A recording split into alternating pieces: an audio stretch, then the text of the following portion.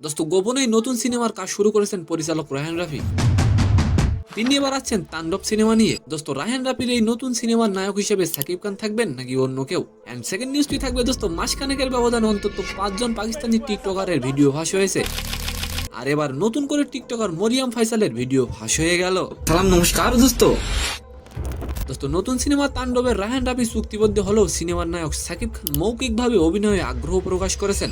দোস্ত তবে রায়হান রাফি জানালেন সাকিবকে সঙ্গে নিয়েই তিনি ফিরছেন। দোস্ত এসবিএফ ও আলফা এর প্রধান শাহরিয়ার শাকিল বলেন, সিনেমার পরিচালক চুক্তিবদ্ধ হলেও নায়ক হিসেবে আমার সাকিবকে পছন্দ।